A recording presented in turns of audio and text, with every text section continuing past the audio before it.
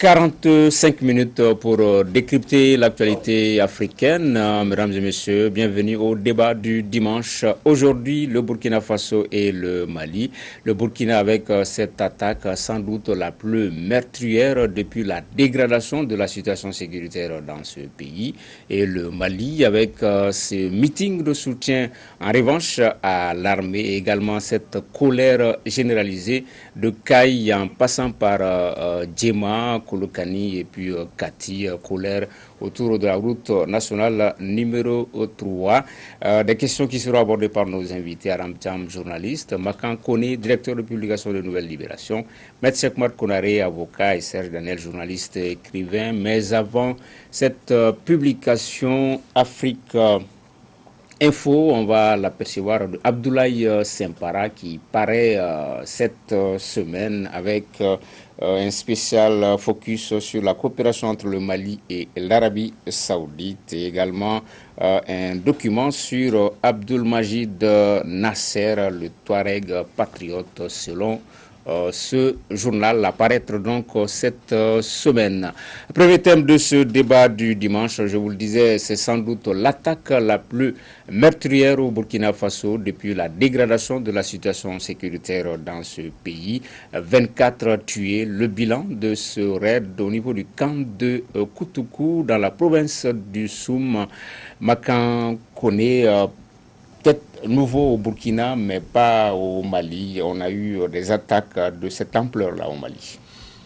Oui, c'est vrai que c'est la première fois qu'une attaque atteint cette ampleur au Burkina, mais on a quand même, on l'a dit ici sur ce plateau, on a remarqué depuis un certain temps que les terroristes bougeaient un peu vers le Burkina. On a dit, on a essayé de donner des explications. Mais moi, je crois personnellement, ça n'engage que moi, que les Burkinabés doivent tenir en compte certains facteurs venant du Mali. C'est-à-dire que quand les gens ils bougent difficilement ici au Mali, ils sont obligés de chercher des terres. Les terroristes, c'est qu'ils disent que la terre elle appartient à Dieu.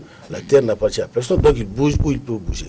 Au Mali, au nord, ils sont difficilement actifs aujourd'hui à cause de Barkhane et tout le reste, et l'amunissement, en tout cas tous ces organismes, toutes ces armées qui luttent contre eux-mêmes les femmes.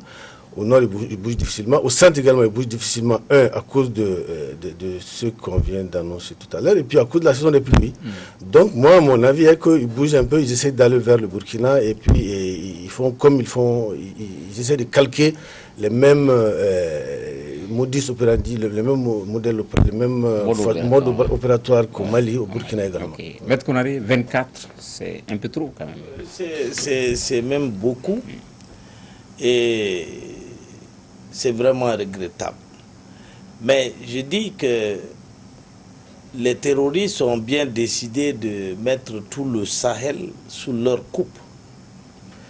Il faut bien donc attaquer à la fois au Mali, au Burkina, étendre les attaques jusqu'au Nigeria, au Bénin, voire au Togo.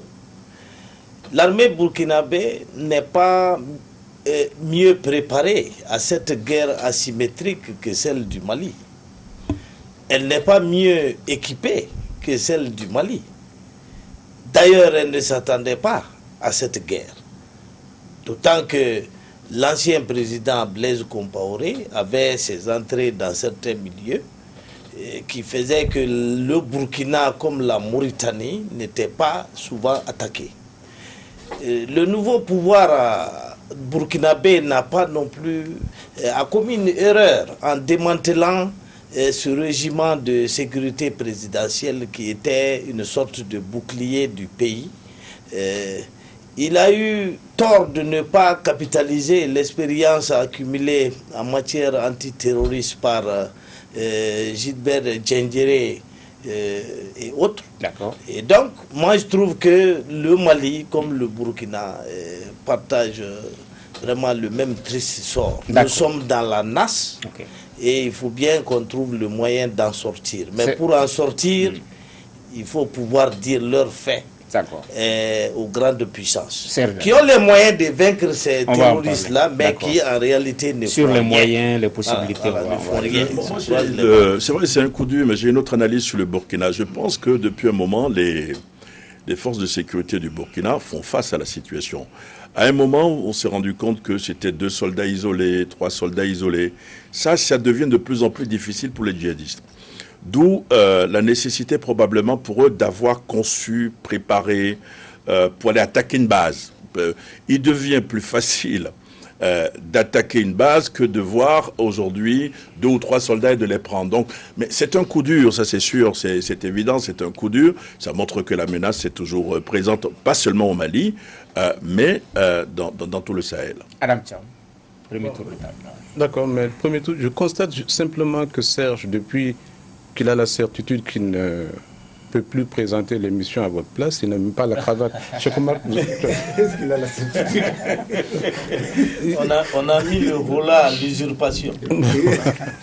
Non, mais la cravate, ça dépend des jours. Serge, moi, ma lecture est la suivante. Hein. Si vous regardez sur 2 ans, la comptabilité des attaques contre les militaires au Burkina, c'est quand même effrayant. Il y a même plus d'attaques contre les militaires burkinabés au Burkina, qui est un petit territoire malgré tout ce qu'on peut penser, même si nos deux armées sont logées à la même enseigne, l'armée malienne et l'armée burkinabé. Le Burkina est un territoire beaucoup plus petit, donc relativement plus facile à quadriller, pourrait-on penser. Mais il y a énormément d'attaques contre l'armée burkinabé et l'explication est très simple. Moi, je ne crois pas, franchement, que le RSP était cette super puissance à l'intérieur du Burkina. C'était une armée qui était là et son existence, à cause du fait qu'elle existait, les autres secteurs de l'armée avaient été négligés. Donc l'armée burkinabé est en train de monter en puissance. Même le service de renseignement au Burkina ne fonctionnait plus. C'est maintenant qu'on est en train de les reprendre avec la dernière restructuration. La question, c'est qui peut avoir fait cela? Je pense, Maran, c'est pas que les Maliens quittent pour aller au Burkina. Il y a un Katiba au Burkina, au moins ça c'est connu. Et puis il y a à la frontière du Burkina peut-être une forte activité de l'État islamique avec Abdul Hakim. C'est même celui qui est allé au Bénin.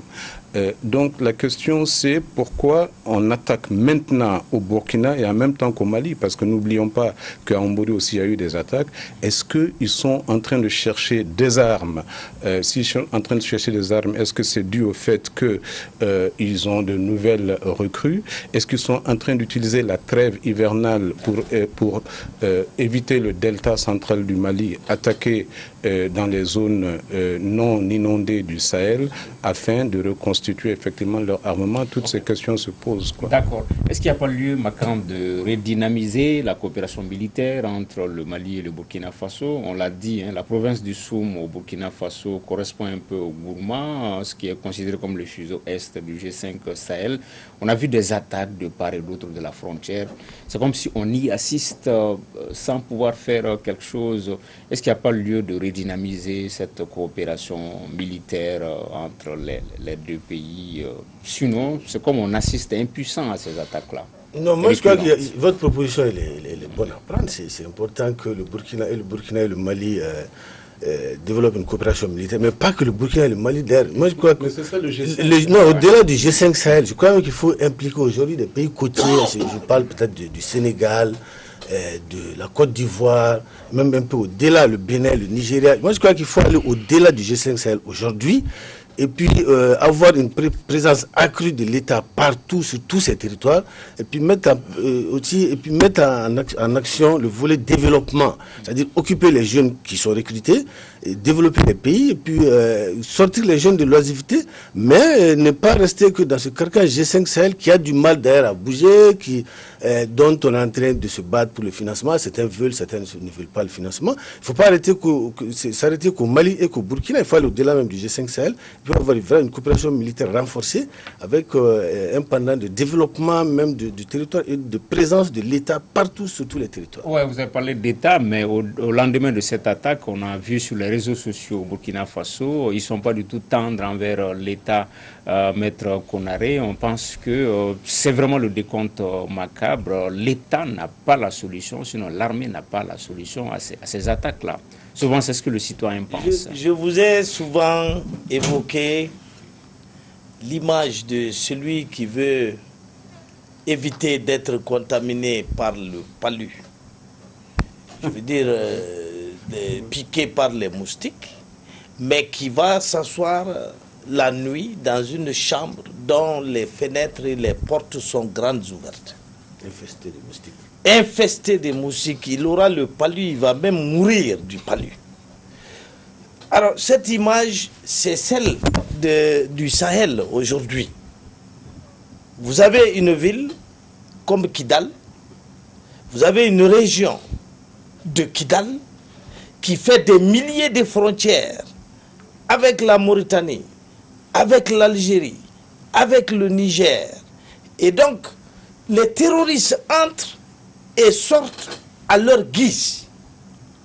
Et quand ils entrent, ils viennent au centre du Mali, ils viennent au nord du Mali, ils poursuivent leur route meurtrière vers le Burkina. Alors, tant que ce sanctuaire, c'est le mot utilisé par le président nigérien, tant que ce sanctuaire n'est pas ôté des mains de la SEMA, personne ne pourra vaincre les terroristes dans cette zone. Donc, les grandes puissances qui parlent de sanctions vont mettre sur une liste quelques bergers ou quelques charretiers, ils bloquent quelques comptes à l'étranger. Vous croyez que ça décourage les terroristes? D'accord. Gardent-ils leurs sous dans une banque? Donc, on est en train de fermer les yeux sur la réalité des choses. Voilà. Moi, je reste persuadé que le Sahel de la défense est possible. S'entendre à 5 ou même à 10, élargir les pays membres du G5 pour pouvoir fonctionner. Mais dans l'immédiat, l'autre solution, à mon avis, c'est de se concentrer sur le Liptako-Gourma. Vous savez que vous avez les 10 derniers mois, par exemple, les attaques qui se sont concentrées sur 3 pays. Le Mali, le Burkina et le Niger. Je pense que les pays de ces 3 pays peuvent, les États de ces 3 pays peuvent plutôt dégager une stratégie commune. Je pensais à ça hier parce que j'ai rencontré un spécialiste des questions de défense. Lorsque vous avez un hélicoptère, on parle du Sahel du défense, du Liptako de Gourma de la défense. Je ne veux pas parler des hélicoptères Puma, mais je parle des hélicoptères. Si vous avez un hélicoptère malien aujourd'hui, il ne sert plus au Mali seul. Il doit pouvoir servir au Burkina et au Niger. Et de l'autre côté, s'ils ont des engins lourds, ces engins lourds doivent pouvoir servir aux 3 pays. Je pense qu'il y a quelque chose d'urgent à faire parce que les terroristes adoptent la stratégie des 3 frontières et il faut pouvoir riposter de cette manière-là. D'accord. Voilà. C'est vrai, Adam Thiam, on l'a répété à maintes fois sur ce plateau, c'est de la responsabilité première de nos États et de nos armées d'assurer la défense de l'intégrité. Mais il y a des drones, souvent des partenaires étrangers, français et américains au niveau de ces frontières-là. On les a vus efficaces lors du rapt du parc du W, les terroristes qui étaient en train de venir sur le Mali, mais ils ont été stoppés grâce à la collaboration des partenaires étrangers. On aimerait également les voir sur des situations comme celle-là, même si c'est la responsabilité première de nos armées, mais ce coup de main des partenaires peut être bénéfique. On ne le sent pas. Oui. En tout cas, le Barkhane produit des bulletins. Et puis, dans les bulletins qu'elle produit, il revendique pas mal de résultats contre les djihadistes. C'est que, en fait, étant dans une guerre symétrique, on sait que la guerre symétrique est extrêmement difficile à gagner. Sinon, l'OTAN et les États-Unis ont déployé énormément de moyens en Afghanistan. Et aujourd'hui, ils sont presque contraints de négocier avec les talibans. Je ne dis pas qu'ils font le maximum, je ne sais pas, mais ils produisent des bulletins et dans leurs bulletins, effectivement, il y a des actions presque décadaires, donc tous les 10 jours.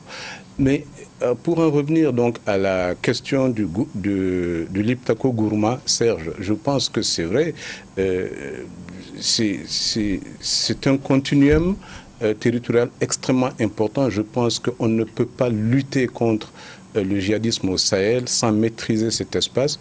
Et je crois qu'ils en sont tellement conscients d'ailleurs qu'ils ont un plan de développement du Liptako Gourma. Et puis, n'oublions pas que le G5 est aussi basé sur ce concept de la mutualisation des moyens et des opérations simultanées. Le seul problème, c'est que nos armées se valent un peu. Or, comme dit Senghor, l'union, ce n'est pas l'addition de nos faiblesses. Okay. Avant de donner la parole à Maître. À mon ami Maître, je voulais insister sur ce que vous disiez tout à l'heure, Sékou Tangara. Est-ce que les partenaires qui nous aident ne peuvent pas nous aider dans des situations, est-ce qu'ils ne peuvent pas dans des situations intervenir? Oui. Et là, il faut revoir peut-être pas le mandat de la MINUSMA, si le mandat de la MINUSMA, nos rapports avec ses partenaires. Je vais vous donner un exemple parce que j'en ai la preuve aujourd'hui. Lorsqu'un hélicoptère canadien, par exemple, de la MINUSMA, veut intervenir sur un lieu où il y a des djihadistes, par exemple, à Tessalit, vous savez ce qui se passe? L'hélicoptère canadien est obligé d'avoir le feu vert de son pays, c'est-à-dire du ministère de la Défense du Canada. Il y a quand même un problème.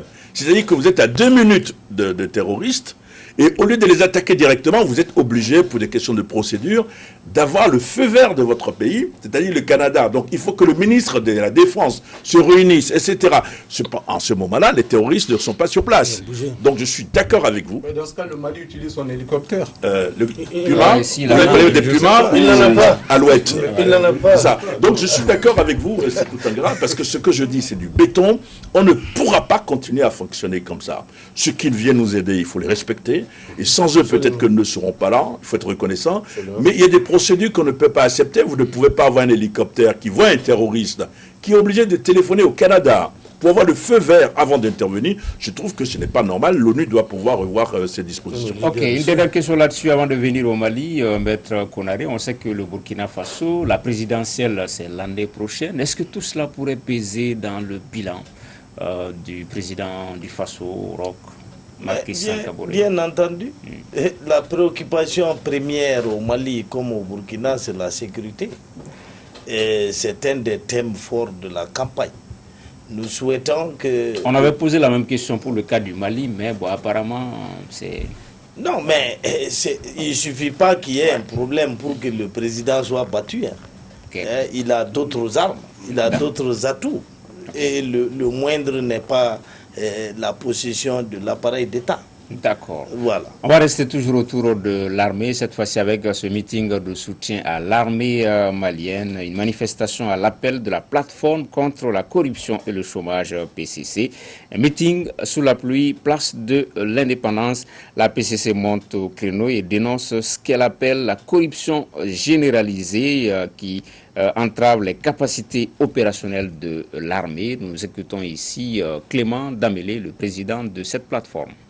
Nous prenons à témoin l'opinion nationale et internationale de la propension dangereuse de certains dirigeants et hauts gradés militaires de l'État à détourner et gaspiller les maigres ressources du contribuable au détriment de l'unité nationale et de l'intégrité de notre pays. Que la loi soit dite, que les auteurs soient immédiatement arrêtés, que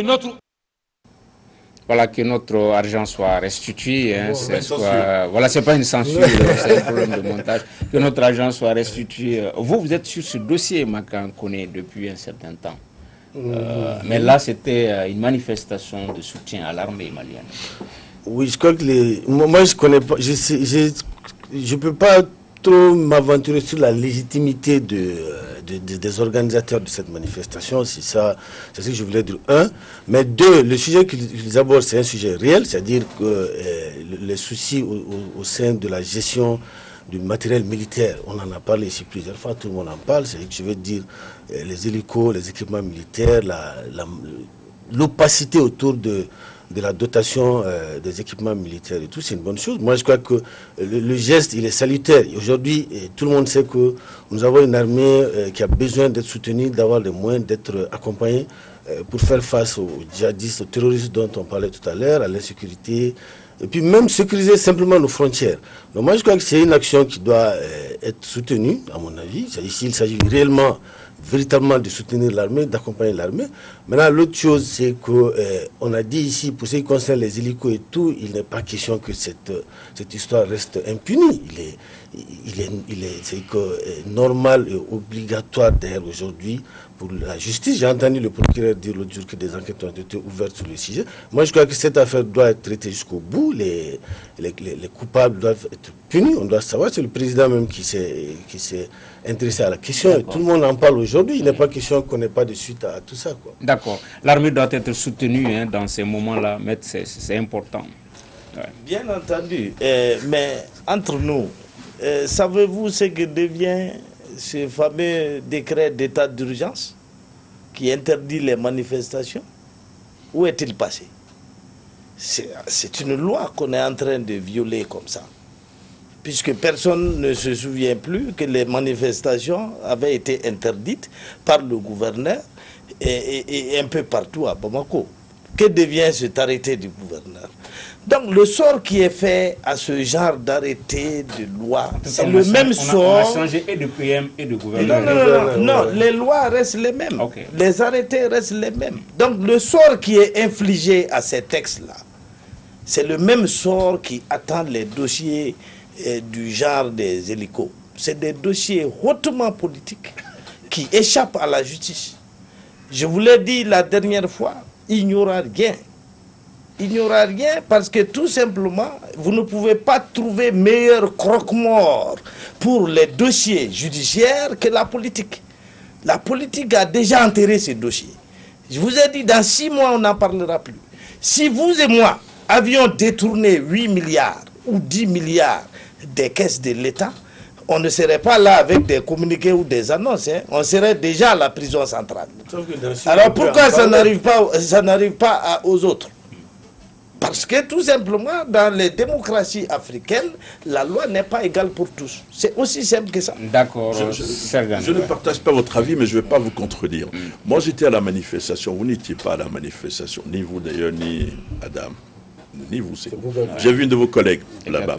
C'est qui, oui, mais Alexis n'est pas là, je ne vais pas devoir s'en prendre. Mais ce qui m'a frappé, c'est sous la pluie. C'est-à-dire, c'est franchement, pour la première fois, je vois une manifestation sous la pluie. Des gens qui installent des chapiteaux. Ça veut dire que le thème était important et que c'était d'abord pour soutenir vraiment l'armée. Il fallait voir sur les calicots, les banderoles, c'était vraiment un soutien à l'armée. Évidemment, très rapidement, l'histoire des hélicoptères Puma est arrivée sur le tapis. Moi, je pense qu'il va y avoir une suite contrairement à vous. Parce qu'on en parlera tout à l'heure, ce qui s'est passé à Caille montre qu'il y a désormais un mouvement citoyen qui est en train de naître dans ce pays. Ce ne sont ni les hommes politiques, ni les activistes qui sont en train de faire le jeu aujourd'hui. Je pense qu'il va y avoir une suite. Le procureur s'est exprimé la dernière fois, je ne vais pas rentrer dans les détails. Il était maladroit sur des points. D'abord en se présentant devant les journalistes, il avait 2 gardes du corps. Et à la télévision, on ne voyait que les gardes du corps. Comme s'il voulait militariser la chose. Non, ce n'est pas cela. Mais je pense qu'on va avoir des résultats. Parce que j'ai des informations qui m'autorisent à dire que la justice fera son travail. Adam Tam, sur ces manifestations de soutien déjà, le principe du soutien à l'armée. Bon, en tout cas, pour l'instant, la justice n'est pas saisie et on est quand même obligé d'être d'accord avec Cheikh Omar Konaré sur la question. La justice n'est pas encore saisie. Il n'en demeure pas moins que la manifestation était impressionnante. C'était faite sous la pluie. J'ai lu l'article d'un journaliste écrivain qui est assez édifiant. C'est vrai, Magan Konaré parle du messager. Contre le message, c'est important. En fait, si on avait des messagers de notre calibre, peut-être que le mouvement aurait été bien plus important, mais il ne fait que commencer. Il commence sur un secteur qui est très sensible ici. L'armée, les Maliens aiment 2 choses, c'est leur équipe nationale de foot et puis leur armée. Et il semble que sur la question, même si la cible c'est la corruption, la tactique trouvée c'est de rassembler autour de l'armée. Donc c'est un mouvement qu'il faut suivre, il peut aller loin. Et je pense que le meilleur pare-feu pour l'État, c'est de judiciariser très très vite cette affaire d'hélico En tout cas, c'est cette affaire qui me paraît être la plus crédible, hein, puisque le président en a parlé, le président de la commission de défense en a parlé. Il y a eu un rapport d'audit, même s'il n'a pas été rendu public sur la question. Le procureur en a parlé, ça a quand même son importance, ça a son poids, quoi. D'accord. C'est l'affaire qui va rester comme ça. Quand je dis ça, c'est-à-dire, je ne veux pas dire que des gens iront tout de suite en prison. C'est-à-dire, je veux dire qu'on va savoir ce qui s'est passé. Tu parles avec le procureur. D'accord. Mais Maître Colonel, il y a comme une bipolarisation autour de ce soutien, puisque en face de ceux qui ont organisé la manifestation avant-hier, il y a un autre son de cloche pour lequel ce sont ces organisateurs-là qui sont à la base un peu de la démoralisation, de la déstabilisation des choses. C'est comme s'il y a deux soutiens à l'armée présentement. Oui, c'est une question d'interprétation. Quand vous sortez dans la rue pour dire que des appareils ou des armes destinées à l'armée ont été détournés, c'est comme si vous demandiez à l'armée et donc de réagir en quelque sorte au fait que les moyens qui lui doivent lui servir d'instrument de combat sont mangés par quelqu'un d'autre. Alors, quelque part, ça peut être interprété comme une sorte d'appel au soulèvement militaire. Mais la vérité, c'est que chacun est libre d'interpréter comme bon lui semble toute manifestation. Moi, je ne suis pas contre le principe des manifestations. Les manifestants n'ont violé aucune loi à part le décret d'état d'urgence et l'arrêté du gouverneur. Ils auraient violé une loi s'ils avaient demandé ouvertement à l'armée de faire quelque chose contre le régime en place, ce qu'ils n'ont pas fait. Alors, donc, c'est une manifestation républicaine que je respecte. Mais je dis simplement que, à mon avis, on n'avait pas besoin de conférences de presse, de discours, d'annonces à la radio, à la télé, etc. Non. Ouais, la police est là, la gendarmerie est là, ceux qui ont acheté l'avion sont connus, ceux qui ont mangé sont connus. D'accord. On n'a qu'à les appeler au camp 1, ça va édifier. Je vais peut-être préciser ma question. Maga, il y a comme une atmosphère tendue au sein de l'armée, puisqu'on a l'impression même qu'il y a des tracts qui circulent, il y a des noms qui sont cités.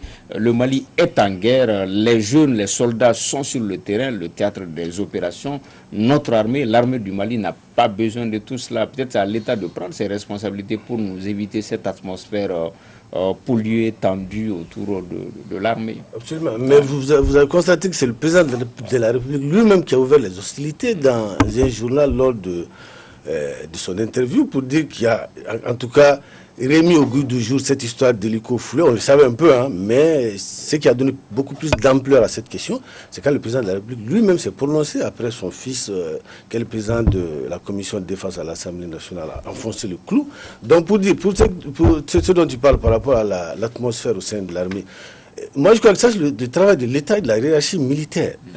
Bon, maintenant, par rapport à ce qui concerne les tracts et tout, j'ai vu le ministre de la Défense, je ne sais pas si c'est vrai, qui a lui aussi donné... En fait, la dernière fois, vous avez parlé des questions de leadership, je crois que c'est important.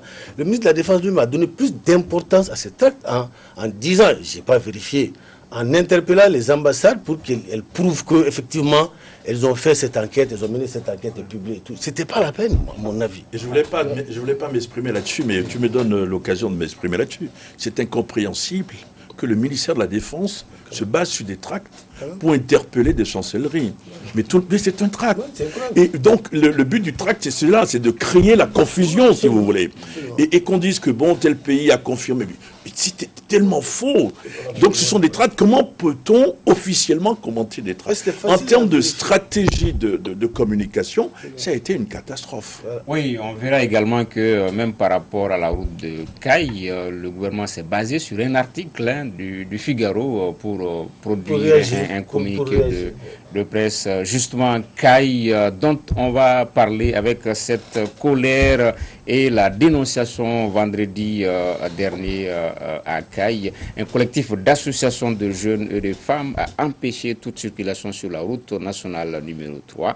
La RN3, si vous voulez, le tronçon d'Iboli, CAI, Djema, Kolokani, Kati. Les manifestants ont formulé 3 demandes, à savoir la reconstruction du dit axe, la reprise de l'activité ferroviaire et enfin la réouverture de l'aéroport international CAI Dagdag. Nous écoutons ici une manifestante au micro de nos confrères de sahélien.com.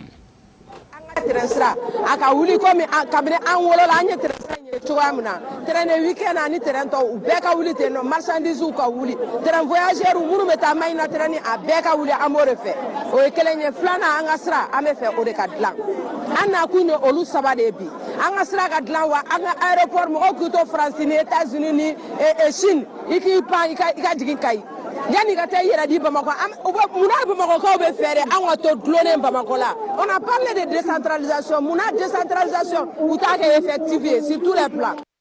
Voilà, rendre effective la décentralisation sur tous les plans. Des propos recueillis par nos confrères de sahélien.com.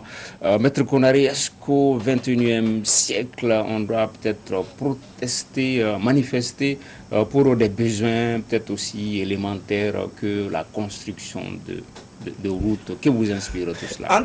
Entre 2001 et 2003, j'ai voyagé sur CAI 22 fois. Et récemment, je suis reparti à CAI. Je suis convaincu que CAI est la région économiquement la plus dynamique du Mali. Seulement, il n'y a pas de route, il n'y a pas de chemin de fer. Et pour vous souligner un peu, une petite anecdote pour vous souligner l'intérêt du chemin de fer à CAI. Dans les temps anciens, quand on allait à un baptême, et qu'on faisait des bénédictions pour l'enfant, on priait pour qu'il soit un cheminot. Vous voyez, le cheminot, c'était le symbole de la prospérité. Aujourd'hui, c'est la sinistrose totale qui frappe cette région de CAI. Et il est bon que l'État réagisse pour confectionner de bonnes routes et réparer celles qui existent. L'État avait donné des promesses, mais l'État a la poche trouée. D'accord. Il n'a plus un routin. Okay. Quand un État traîne une dette intérieure de 300 milliards, cet État ne peut pas payer la dette intérieure, assurer le budget de fonctionnement et continuer à investir. Aujourd'hui, l'État malien ne peut plus investir. D'accord. Il est pauvre comme Job. Et donc, toutes les promesses qui ont trait à des investissements, c'est des promesses creuses. Ok, voilà. Est-ce que le problème n'est pas structurel, hein? Ça ne date pas de ce gouvernement-là, de ces régimes-là. On a l'impression que CAI a toujours été oublié, ça a toujours été une zone enclavée. Le problème semble structurel. CAI oublié parmi les régions du Mali. En tout cas, même si CAI n'est pas oublié, n'est pas la région pauvre parmi les régions, CAI est quand même victime de promesses non tenues, de malgouvernance, de mensonges même, quoi. Permettez-moi l'expression. Moi, je me souviens, il y a juste un an, la ministre des Transports est sortie, a publié un communiqué. À la télé, à l'Assemblée. Ah, merci. Et puis dire à l'Assemblée, merci, pour qu'il y a 70 milliards ou plus dégagés, disponibles pour la réfection de cette route. Mais une année après, il n'y a rien. C'est pas que CAI. C'est qu'aujourd'hui, on est un pays en guerre qui s'enclave lui-même. Mais on ne peut pas aller à Gao. C'est loin. Cette route, c'est Bamako même. Bamako. Moi, en venant, la route que j'ai empruntée, mais c'est plein de nids de poules. C'est incroyable. Donc, c'est juste une question de malgouvernance, de promesses non tenues, qu'on ne peut pas faire un truc. Par rapport au chemin de fer, on a vu le ministre aussi d'alors, des Transports d'alors, qui allait à Pretoria, qui s'est fait photographier avec des locomotives qu'on a publiées, qu'on a diffusées, mais elles sont où les locomotives? Donc, c'est très simple. Les gens, comme Serge l'a dit, il va peut-être revenir sur ça, et les gens aujourd'hui sont dans l'évaluation et le suivi, ils sont là. La société civile dont il parlait, les gens ils sont là, ils vous suivent, ils vous ramènent ce que vous avez dit il y a 10 ans, 20 ans, Et c'est aussi simple que ça. On n'est plus dans le Mali de 10 ans, 20 ans. Il faut que les gens sachent que s'ils font des promesses, s'ils ne les tiennent pas, on va les rappeler. Si on peut dire peut-être si ceux qui sont souvent chargés de l'achat des hélicos peuvent être floués, les populations, elles, on peut les flouer difficilement. Vous avez un humour noir, c'est immense. C'est évident. C'est-à-dire qu'il y a le discours et l'acte et tout. Je disais tout à l'heure que vous avez vu la dame que vous avez montrée. Personne n'a observé ce qui était plus important chez elle. Elle parlait, elle avait un téléphone en main. Je ne sais pas si vous avez vu le téléphone. C'est le nouveau, de mon point de vue, le nouveau mouvement citoyen malien qui est en train de se créer. On n'a pas entendu parler d'hommes politiques. On n'a pas entendu parler d'activistes à la tête de ces manifestations. J'ai essayé de connaître les auteurs, les dirigeants, je n'ai même pas connu. Comme si c'était une direction collégiale. Et peut-être qu'il faut tenir compte de ça, puisque vous avez entendu que d'autres jeunes ont décidé de manifester, de bloquer des routes. Donc forcément, il faut écouter ces jeunes-là. Et tenir il y a le discours et les actes. Mais dans les actes, il y a le discours et les actes, mais on peut ne pas tenir les actes, ne pas respecter un chronogramme. Mais il faut informer les gens, parce que lorsque vous dites à la télévision qu'il y a 70 milliards, je ne sais pas si c'est le chiffre qu'elle avait avancé, en tout cas c'était vraiment important, et que finalement on ne voit pas les réalisations, là vous êtes quand même un peu, permettez l'expression, dans le baba. Le ministère a fait un communiqué, je l'ai lu avant de venir, en prenant acte de la manifestation, en remerciant les jeunes, en disant que c'est parce que, surtout que c'était pacifique et qu'il n'y avait pas d'acte de violence, et qu'on fera ce qu'on pourra. Ce n'est pas un communiqué à faire, ça. Adam, sur la manifestation à Caille. Alors, donc c'est un mouvement citoyen, hein, je suis absolument d'accord, et c'est à prendre au sérieux, d'autant que ce n'est pas le seul. Il y a eu plusieurs mouvements d'humeur à Gao, sur la route Sévaré-Gao, et je pense qu'on en aura de plus en plus s'il n'y a pas de réaction. Surtout que sur la gestion de l'affaire de Caille, mais il y a un scandale. Et vous êtes en train de parler d'un communiqué du ministre, mais il était interpellée à l'Assemblée nationale quand elle a dit ça, et elle a terminé son intervention sous les applaudissements des députés de la majorité. Et pourtant, ce dont on parlait à l'époque, c'était simplement 160 km. Ce n'est même pas les 730 km. Qui a dit, je veux aller jusqu'à... Voilà. Ce n'est même pas les 730 km de la route Bamako-Diboli. C'est les 162 km de Kati Didjeni qui étaient très problématiques et dont il a promis effectivement la réhabilitation sitôt la fin de l'hivernage. Mais ça, c'était en 2018. Il y a eu un second communiqué où on dit maintenant que toute la route coûtera 350 milliards, qu'il faut mobiliser. Effectivement, c'est beaucoup d'argent, 350 milliards. Surtout, on peut se demander pourquoi mobiliser 350 milliards sur Bamako-Caille, qui est une route relativement nouvelle par rapport à la route Sévaré-Gao, qui est une route plus ancienne, mais qui est également une route stratégique. Donc, l'État peut ne pas avoir les moyens, mais concernant la route de Bamako-Caille, Cheikh Omar l'a dit, Caille est aujourd'hui la région qui porte tout le dynamisme malien s'il en est. Et donc, il n'y a pas de raison qu'on ne puisse pas imaginer des formules privées, publiques, pour reprendre ces routes et même avoir une route un peu plus confortable que celle qu'on a eue. Mais la question qui se pose et que le ministère a posée dans le communiqué, c'est les routes, on les inaugure aujourd'hui, et le lendemain, vraiment, il faut les reprendre. Ça veut donc dire qu'il y a de la corruption aussi dans ce secteur. Et peut-être que si on essaie de voir les acteurs de tout ça, on remontera à plus loin qu'effectivement cette mandature. Toutes les routes qu'on inaugure aujourd'hui, elles sont détériorées le lendemain. Il y a un problème. Oui, Maître Konaré, par rapport à Caille, il ne peut pas y avoir d'excuses. Par exemple, en préparant l'émission, je suis tombé sur des chiffres. Il y a une demi-douzaine de sociétés minières qui contribuent à 22% dans le budget national. Également, en termes de recettes douanières, c'est une contribution de 18% à peu près, donc à peu près 40%. Et trouver qu'il n'y a pas de route, c'est vraiment... Il n'y a pas d'excuse, quoi. Il faut une répartition quand même équitable des ressources naturelles. Et puis, voilà. C'est très dommage. Et il ne faut pas oublier que tout cela découle de l'insécurité qui règne au Mali et de la perte de crédibilité du trésor public. La plupart des bailleurs de fonds sont partis. Le budget d'investissement de l'État est soutenu à près de 80% par les bailleurs de fonds. Si ces bailleurs s'en vont, il ne peut plus y avoir d'investissement. C'est ça la triste réalité. Je voulais parler tant dans l'éducation que dans les infrastructures. Le problème structurel, par exemple, Kai Kenyeba, il y a beaucoup de mines là-bas, mais c'est incompréhensible qu'il n'y ait pas de route. Je vous fais la différence entre le budget de fonctionnement de l'État et le budget d'investissement. Ça, il le sait. Ces sommes dont... On n'apprenait rien. Non, ces sommes dont vous parlez, qui viennent des mines et ailleurs, là, c'est ça qui sert à payer les fonctionnaires. Non, ça ne suffit même pas pour payer les fonctionnaires et payer les dettes de l'État. C'est pourquoi vous avez une dette colossale. Donc, cet argent est déjà mangé, c'est terminé. Maintenant, ce qu'il faut, c'est de trouver de nouvelles sommes pour financer les routes. C'est ce que l'État ne parvient pas à faire, parce qu'il n'est plus crédible. Sa signature n'est plus crédible. Ça va être difficile de trouver des nouveaux fonds pour des rues. Il faut imaginer un processus pour que ça se calme.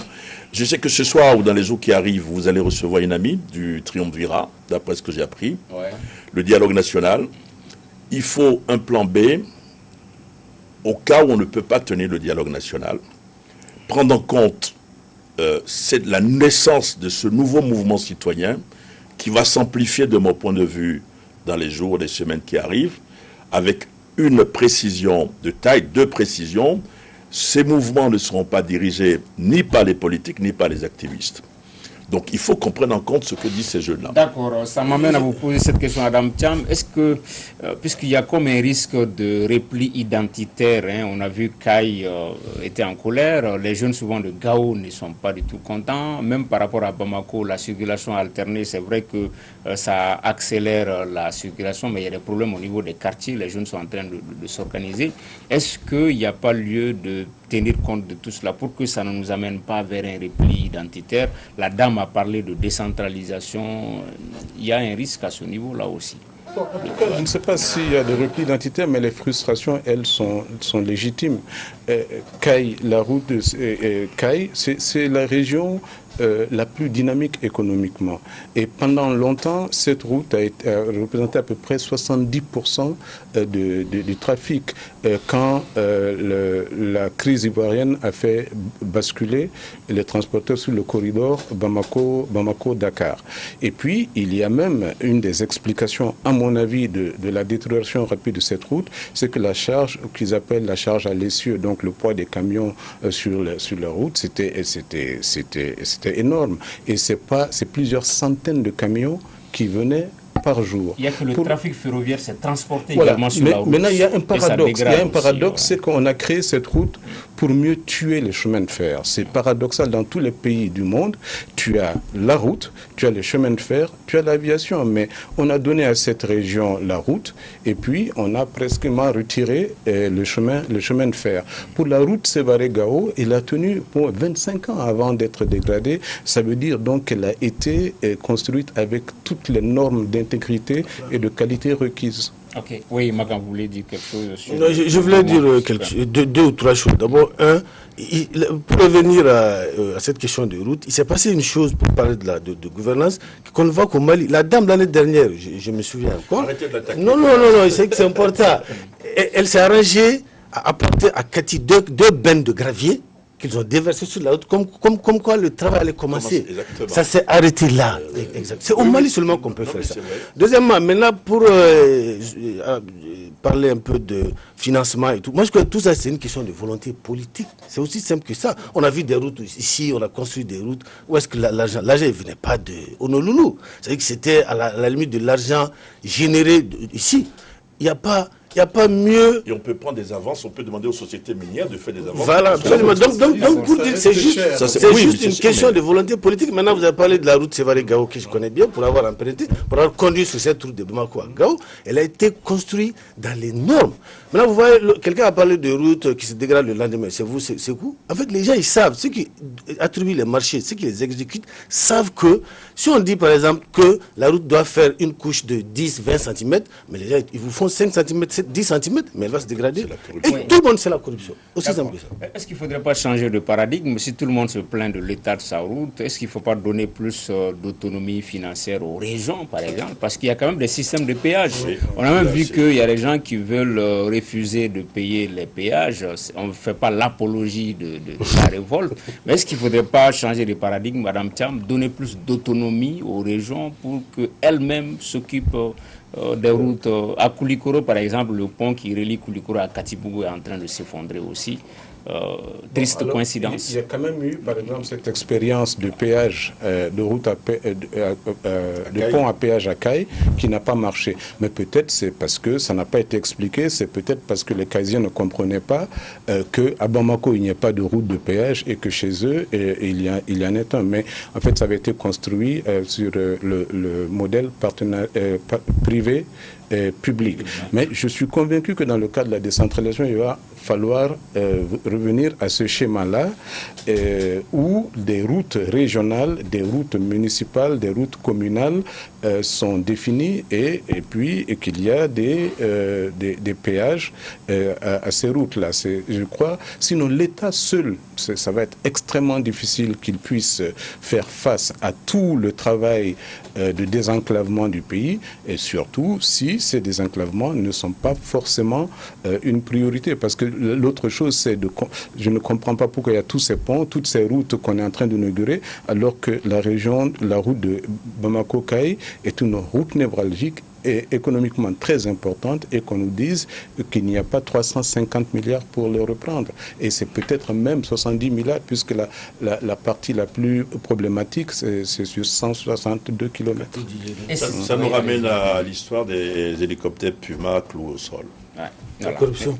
Et ce sera donc le mot de la fin. Merci d'avoir suivi ce débat du dimanche. Nos invités étaient Adam Thiam, journaliste et éditorialiste, Makan Kone, directeur de publication de Nouvelle Libération, et également secrétaire général du Forum des éditeurs africains. Vous partez, vous vous rendez en Guinée pour aller résoudre une médiation. Est-ce que vous pouvez nous en parler brièvement? Oui, rapidement. En fait, on a un confrère, un aîné que mon voisin connaît très bien. C'est le meilleur journaliste sur le continent. L'un des meilleurs parce qu'Adam Thiam est là. Qui a eu des petits soucis, on va en tant que secrétaire général de TAEF le soutenir et puis dire au gouvernement guinéen de Sabali de mettre balle à terre. Voilà, une mission du Forum des éditeurs africains en route vers la Guinée. On avait également Maître Chekmar Konaré, avocat, et Serge Daniel, journaliste, écrivain. 2 rendez-vous, 20h, Aminata Draman Traoré, l'invité du journal au nom du Triumvirat pour parler du dialogue politique. Et 21h politique, le débat IBK 2 en 1. Qu'est-ce qui a été fait? Qu'est-ce qui n'a pas été fait? Un débat entre majorité et opposition. Quant à nous, on vous retrouve dimanche prochain, Inch'Allah.